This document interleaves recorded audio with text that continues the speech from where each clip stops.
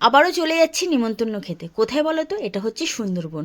তোমাদের তো পরিবেশটা দেখালাম, দেখো কত সুন্দর। তো আমার দিদা মারা গেছে কিছুদিন হলো, তারই ছায়াদ্রতে আমরা গেছি। দাদু অনেক বছর আগে মারা গেছে, আর দিদা সবে মরে গেছে। তো এই দিদা হচ্ছে আমার মায়ের মামি, অনেক। তো মায়ের মামি আমার দিদা। তো দুপুরবেলা ভীষণ খিদে পেয়ে গেছে, তো বসে পড়েছি টেবিলে, সবাই দেখো খেতে বসে গেছে। আর দুপুরে তো ভীষণ খিদে পায়। তো প্লেট দিয়ে গেছে, লেবু দিয়ে গেছে, অপেক্ষায় আছি কখন আসবে। তো মেয়ে বলছে মা ভীষণ জোরে খিদে পাচ্ছে। বললাম যে 5 মিনিট ওয়েট কর, এক্ষুনি চলে আসবে। তো দেখো চলে এসছে। তো প্রথমে যেটা দেয় চিড়ে আর পিঠে, যেটা প্রথমেই শ্রাদ্ধ বাড়িতে প্রত্যেকের পাতে যেটা পড়ে সেটা দিল। তারপরে ভাত, ভাতের সাথে 1 চামচ ঘি আর লাল শাক ভাজা। লাল শাকটা না খুব সুন্দর হয়েছে খেতে, বাদাম দিয়ে করেছিল তো অসাধারণ হয়েছিল।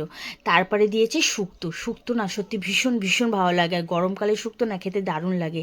তারপরে দিয়ে দিল সবজি ডাল, তার সাথে বেগুনের চপ। তো বেগুনের চপটা আমি বললাম আমাকে আর একটা দাও। বেগুনের চপ দিয়ে আলু মানে ডাল ভাত খেতে ভীষণ ভালো লাগে। তারপর চলে আসলো দই কাতলা। দই কাতলাটা না খুব খুব ভালো লেগেছে খেতে। আমি বললাম যে আমাকে একটু দু টুকরো শশা দাও তো। শশা দিয়ে খেলাম। সত্যি কথা বলতে মাছটাও যেরকম টেস্ট হয়েছে, ঝোলটাও কিন্তু আরও বেশি টেস্ট হয়েছে। একে একে খাওয়া তো শেষ করলাম। তারপরেই চলে আসলো চাটনি আর পাঁপড়। চাটনিটা দেখো, দেখে যতটা সুন্দর দেখে মনে হচ্ছে, খেতে কিন্তু আরও বেশি টেস্ট। তারপরে পায়েস আসলো, তারপর মিষ্টি দই আর আর 2 পিস রসগোল্লা দিয়ে গেল। আমার দই ভালো লেগেছে বলে আমি আরেকটু নিয়ে নিলাম। পুরো পুরো খাওয়া আমাদের কমপ্লিট হয়ে গেছে, এবার বাড়ি যাওয়ার পালা। তো তোমাদের ভিডিওটা কেমন লাগলো? যদি ভালো লেগে থাকে একটা লাইক করো, কমেন্ট করার পাশে থেকেও।